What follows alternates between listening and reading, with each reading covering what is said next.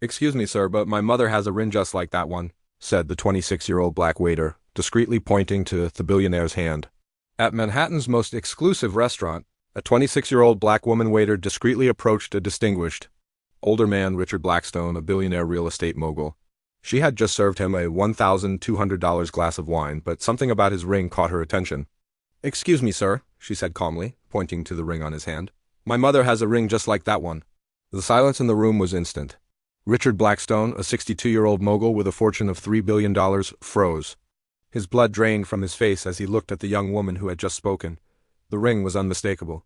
A rare Burmese ruby surrounded by diamonds. Created in 1942, there were only two in the world. Blackstone's heart raced. That's impossible," he muttered, unable to hide his growing nervousness. The young woman, whose name tag read Devon, kept her professional smile, but there was something deeper behind her calm exterior. She had been working at the restaurant for just 3 months, but in that time she had learned a lot about the regular customers, especially Richard Blackstone, who sat at table 17 every Wednesday. "Always alone, always arrogant," Devon continued. "Maybe it's a coincidence, but my mother always said she inherited this ring from her old boss, a very generous man." Blackstone gripped his napkin tightly, his hands trembling. The second ring, the one he had given to a young maid back in 1995, should have disappeared with her. Blackstone tried to keep his composure. "Does your mother still have the ring?" he asked, his voice betraying his unease. Devon's smile faltered for a moment. "She did," she replied softly. "She died 2 years ago, cancer. She couldn't afford proper treatment." The word struck Blackstone like a punch. He knew exactly who Devon's mother was. He knew what he had done to her. He knew why she had never reported him, why she had disappeared from the city, carrying only that ring as evidence of the injustice she had suffered. Devon straightened up, adjusting the tray with an air of someone who knew exactly what she was doing. "Can I get you anything else? Maybe a photo of my mother?" She kept several from when she worked for important people. Blackstone's face paled. This was no coincidence. Devon had planned every word, every gesture. The game had just begun. Blackstone sat motionless, his hand still gripping the fine wine glass, though he barely noticed it anymore. His mind was reeling, processing the words Devon had spoken. Grace Williams. The name echoed in his head, reverberating like a distant thunderclap. He had tried so hard to forget her, to bury her memory along with all the other pieces of his past, that he would prefer to stay hidden. But now, like an ancient ghost, she had returned, haunting him through her daughter, a young woman with eyes far too wise for her years. Devon's words had unsettled him in a way he hadn't anticipated. It wasn't just the mention of the ring, it was the certainty in her voice, the calm, unsettling confidence. Devon wasn't guessing. She knew exactly what had happened. She had put the pieces of the puzzle together long ago, and now she was staring him down, watching him unravel. Richard Blackstone had always believed in control. His empire had been built on his ability to control people, to make them fear him or admire him, to bend them to his will. He had climbed the ladder of success through sheer force, stepping on anyone who got in his way. But now, in this elegant restaurant, surrounded by opulence and wealth, he felt a knot tighten in his stomach. For the first time in a long while, Blackstone felt helpless. His pulse quickened, and he could feel his breath becoming shallow. He set the wine glass down on the table, the sound of it hitting the surface almost too loud in the silence that surrounded them. His mind tried to focus, to grasp onto any shred of logic that might explain what was happening, but it was no use. Devon's presence, her words, had shattered his composure. He knew that there was no escaping this moment. Devon stood before him, calm, professional, yet with a quiet strength that Blackstone couldn't ignore. She wasn't just a waitress. She was a reminder of a past that he had tried so desperately to erase. She watched him with an unblinking gaze, her eyes betraying nothing of the storm that must have been raging inside her. She had been patient for years, waiting for this moment. And now it had arrived. "That's impossible," Blackstone repeated, though the words lacked conviction. He wasn't speaking to Devon anymore. He was speaking to himself, trying to convince himself that the reality he was facing wasn't true. Devon's smile never faltered. "Maybe it's a coincidence," she said, her voice low but laced with a subtle irony that only Blackstone could. "Here, but my mother always said she inherited this ring from her old boss, a very generous man." Generous man. The phrase made Blackstone's skin crawl. He knew exactly what it meant. Grace Williams had been nothing more than a pawn in his world. A young woman he had manipulated for his own purposes. She had been desperate for work, pregnant, and abandoned by her boyfriend. Blackstone had offered her a job in his mansion, and she had accepted, not knowing that it would cost her more than she could ever have imagined. He had never thought much of Grace. She was just another employee, a face among many in his sprawling estate. But Grace had seen something, heard something, that she shouldn't have. She had witnessed Blackstone's dealings with Russian investors in the basement of his mansion, where illegal transactions took place, where bribes were paid, and where documents were forged. Blackstone had found her there one night, standing quietly with a cleaning rag in her hands, eavesdropping on something she wasn't supposed to hear. He had been furious, his rage consuming him as he approached her, eyes cold with anger. "How much did you hear?"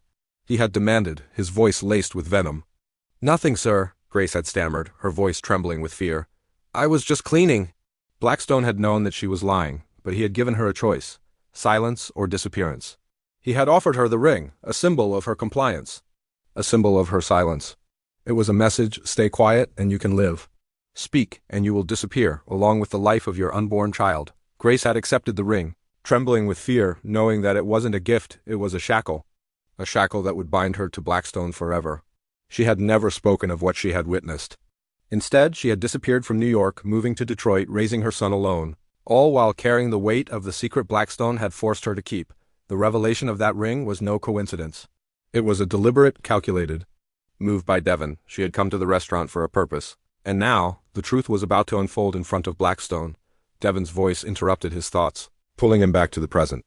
"Does your mother still have the ring?" he asked, his voice trembling. Devon's expression softened for a brief moment. "She did," she answered quietly. "She died 2 years ago, cancer. She couldn't afford proper treatment." The words struck Blackstone like a physical blow. He had been expecting a lot of things, but not this. He had never imagined that Grace's death would be tied to his own past actions. He had assumed she had simply disappeared, erased from the world like so many others. But now, here she was again, in the form of her son, confronting him with the truth. Blackstone clenched his fists under the table, his fingers digging into his palm as if he could somehow squeeze away the weight of his guilt. His breath was shallow, his pulse racing. His mind was whirling with 1,000 thoughts, but there was one question that kept rising to the surface. How had Devon known? How had this young waiter, this woman, connected the dots between the ring and her mother's death? Devon's voice broke through his thoughts again. "She did, yes. But she never told anyone, not a single soul. She worked herself to the bone, raising me on her own. She couldn't even afford the medical treatment she needed, and she died in silence, believing that, if she spoke out, I would pay the price." Blackstone's head swam as he tried to digest the weight of her words. He had destroyed this woman's life, and now, in front of him, her son stood, a living testament to the injustice that had been done. The guilt he had buried for so long began to claw its way to the surface, but he couldn't acknowledge it. Not yet, not while he still had some measure of control. Devon's voice dropped, just a hint of sadness in her tone. "My mother always said the truth would come out one day. She was right." There was a long pause, the silence between them thick with unspoken tension. Blackstone felt the walls closing in.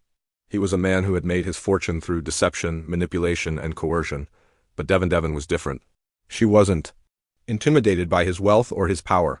She wasn't afraid of him, and that terrified him more than anything. Devon took a step back, her professional smile returning. "Can I get you anything else?" she asked, her voice calm, collected. "Maybe. A photo of my mother? She kept several from when she worked for important people. She used to tell me stories." Blackstone's eyes widened as the realization hit him. This wasn't just a waitress. This wasn't just a woman trying to make a living. This was a woman on a mission, a woman who had waited years for this moment. The pieces of the puzzle were falling into place, and Blackstone was losing his grip on the very thing he had spent his life protecting: his empire.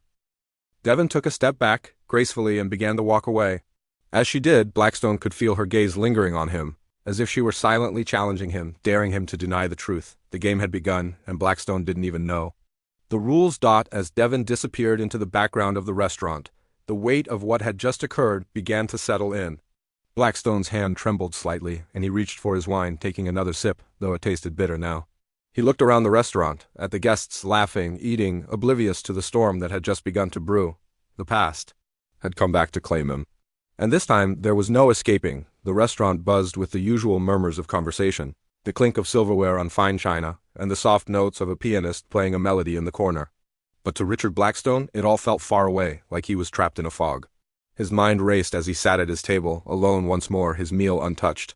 The words that Devon had spoken lingered in his ears like a constant hum, the weight of their meaning pressing down on him.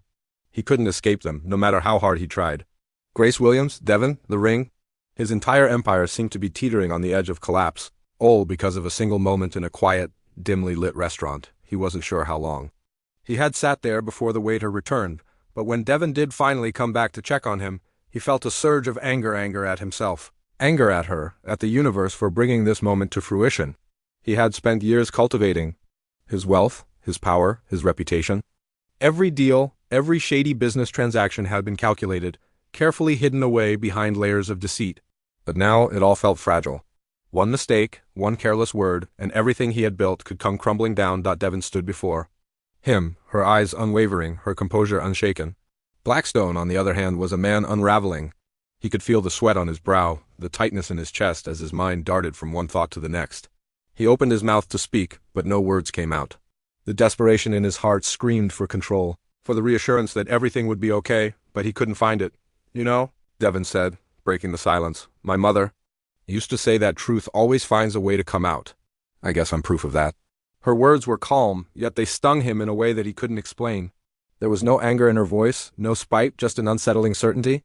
It was as if she had already won, and Blackstone was simply waiting for the inevitable, trying to regain some semblance of authority. Blackstone leaned forward, his hands resting on the table. His fingers were still trembling, but he hid it well. He wasn't used to feeling vulnerable. Vulnerability had no place in his world. What do you want? He asked, his voice gruff, barely hiding the unease that seeped through his tone. He hated the way it sounded weak, unsure. This was not the way he was used to speaking. He was always the one who gave orders, not the one who took them. I want justice, Devon replied simply, her voice unwavering. I want you to understand what you've done to my mother, what you've done to countless others, and make it right. Blackstone scoffed, the old arrogance returning to his posture, though it was tinged with a hint of desperation. Justice? Do you think you can get justice? You have no idea what you're up against. Actually, Devon said, her voice cool, I know exactly what I'm up against. I know exactly who you are, what you've done. You may think that money and power will shield you from the consequences, but they won't. You'll see that soon enough. Her words hung in the air, and Blackstone couldn't shake the feeling that he had miscalculated somewhere. He had spent his life believing that wealth could solve any problem, that power could silence any threat. But Devon wasn't intimidated. She wasn't scared. And that terrified him. He shifted in his seat, trying to regain some of his former composure. What are you going to do, huh? You're just a waitress. You think anyone will believe you over me? Devon's eyes narrowed, but her expression remained calm. Maybe I'm just a waitress, but it's not just about me anymore, is it? It's about the truth, and it's about what's been hidden for far too long. Blackstone felt a cold sweat on his neck as the full weight of her words hit him. This wasn't just about Devon anymore. This was bigger than both of them.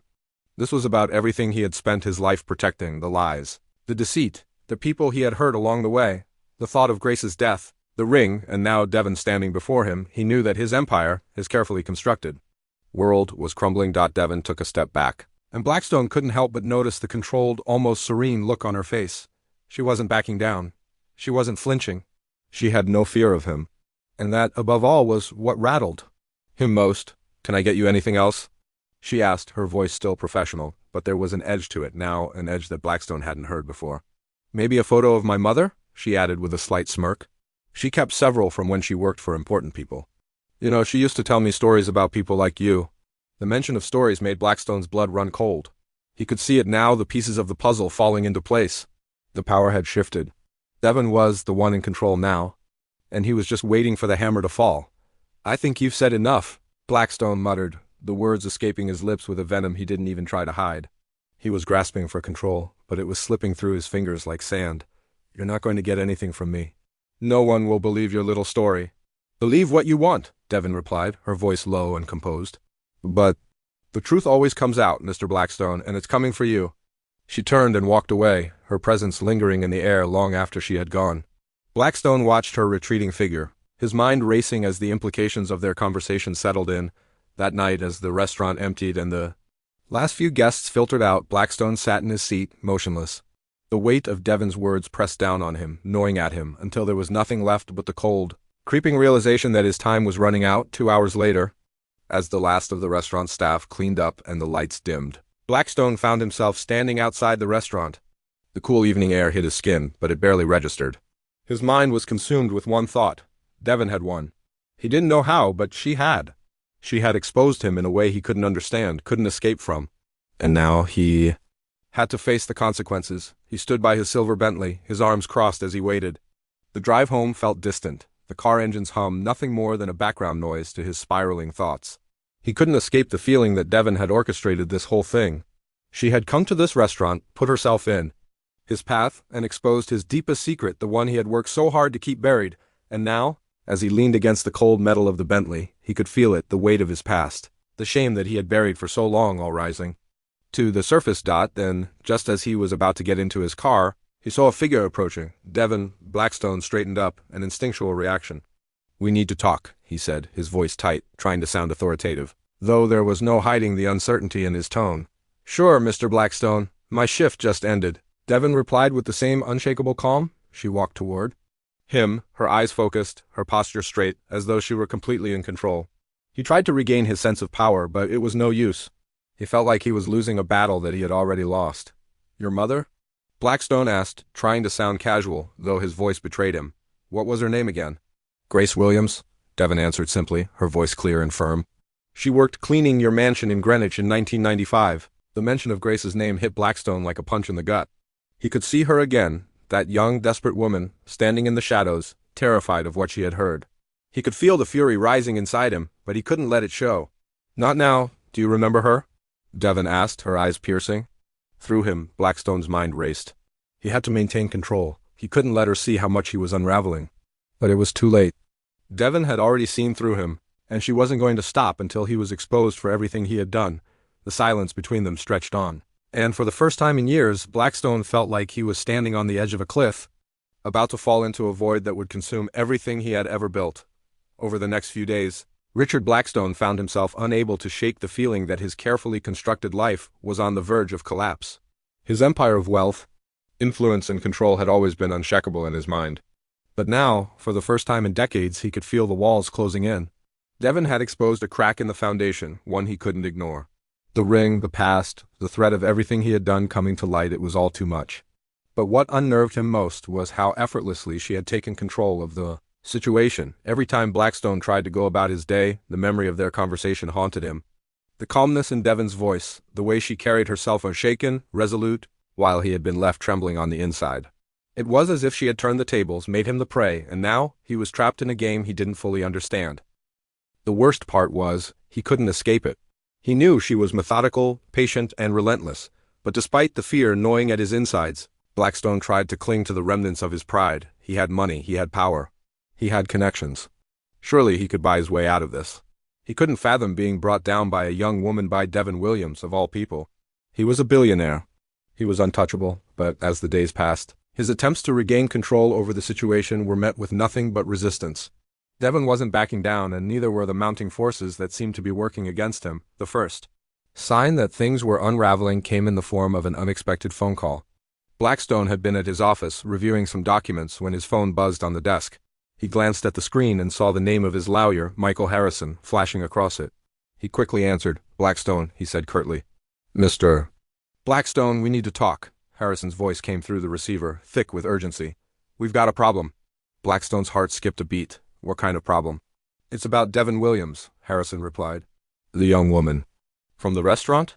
"She's got something, Richard, something we didn't anticipate." Blackstone's blood ran cold. "What are you talking about?" "I don't know the full details yet," Harrison said, his voice strained, "but she's been digging into your past. She's been speaking to people, gathering information.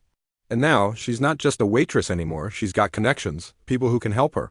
The ring ... it's not just a symbol. She's using it to expose you?" Blackstone's mind raced. "How did she get to this point? We should have shut her down long ago."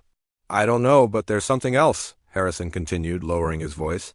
"There's a federal audit starting soon, investigations into your financial dealings. Devin has ties to a district attorney, a powerful one. I don't need to tell you how bad this could get." The words hung in the air, suffocating Blackstone. The walls were closing in. Every layer of secrecy he had so carefully cultivated seemed to be crumbling around him, and there was nothing he could do to stop it. He felt trapped, his options narrowing. He could feel the familiar panic rising in his chest, but he fought to suppress it. He had to act.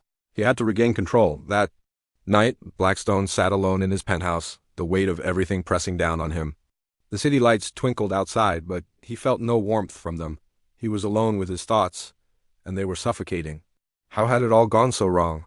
How had he allowed a young woman to come into his life and dismantle everything he had worked so hard to build? He was used to silencing people, to buying them off, to making them disappear. He had built his wealth through manipulation, deception, and corruption. He had taken what he wanted, and no one had ever stopped him. But now, Devon had him on the edge of losing it all. He could feel the fire of anger burning in his chest. He could still fix this. He could still buy his way out. All he needed was a plan. 2 days later, Blackstone decided to take matters into his own hands. He couldn't sit by and let Devon destroy him. He called up his connections and set up a meeting with the restaurant owner, trying to push the issue further out of the public eye. But Devon had already proven herself to be resourceful, and the situation had grown far beyond what Blackstone had anticipated. It was during a casual conversation with the owner of the restaurant that Blackstone realized just how deep Devon's influence had already spread. The owner, a man who had always been in Blackstone's pocket, was suddenly wary, almost afraid of him. "Mr. Blackstone, I think you should know that there's been some talk around the staff," the owner said, glancing nervously around the room. "People are talking about what happened at the table. They're not sure if you should be associated with that kind of attention." Blackstone's heart sank. "What are you talking about?" "The staff, sir," the owner said, his voice trembling. "They say that Devon ... She's been speaking to reporters, to lawyers. They say she's got something on you, something that could really hurt you if it gets out." Blackstone slammed his fist on the table, making the glasses rattle. "No one does this to me, no one." But it was too late. The ripple effects of his past actions had already begun to spread. People were starting to talk. People were starting to investigate. And in the background, Devon was steadily pulling the strings, making connections, and preparing for the final confrontation. That evening, as Blackstone walked out of the restaurant, he saw Devon standing in the distance, her calm, unwavering presence a stark contrast to his own panic. She was talking to someone, a man he didn't recognize. And though they were a distance apart, Blackstone could sense something in her demeanor. She was in control. As he approached, Devon turned to face him, her expression cool and composed. "Mr. Blackstone," she said, her voice soft but laced with an edge, "we need to talk." Blackstone clenched his jaw, trying to maintain some semblance of control. "You think you can scare me with this?" he asked, his voice harsh, but deep down he knew the truth. He was scared. Devon shook her head. "No, Mr. Blackstone, I'm not trying to scare you. I'm trying to make sure you understand that this time there's no escape. The truth is coming, whether you like it or not." Blackstone tried to speak, but the words caught in his throat. He had no rebuttal. His empire was crumbling. He could feel the weight of his past coming back to suffocate him, and there was no one to blame but himself. "You've taken so much from people, Mr. Blackstone," Devon continued, her voice steady. "But this is the moment when everything changes. The truth always finds a way to come out. And for you, that time is now." 2 days later, Devon made her move. She had everything in place. She had the documents, the proof, the recordings, and most importantly, she had the truth. She knew it was time. This wasn't just about exposing Blackstone. It was about delivering justice for her mother and everyone else who had suffered under his reign of corruption. The elite charity gala was set to take place that Wednesday. It was Blackstone's annual showcase, a spectacle designed to flaunt his generosity and reinforce his image as a philanthropist in front of the cameras. But this year, things would be different. Devon had a plan. She arrived at the venue disguised as a staff member, blending in seamlessly with the catering team. No one knew who she was, no one except Blackstone, and that was precisely the point. This was the moment she had been waiting for. As Blackstone made his way around the room, shaking hands with the mayor, mingling with other billionaires, posing for photos, Devon quietly moved through the crowd, tray in hand. She spotted him from across the room and moved toward him. As she approached his table, she didn't flinch, didn't hesitate. This was the moment. "Champ, Mr. Blackstone," she said, her voice cool and calm as she offered him a glass of champagne. Blackstone's eyes immediately locked onto hers. He knew who she was. And for the first time since their encounter, Blackstone's mask of confidence faltered.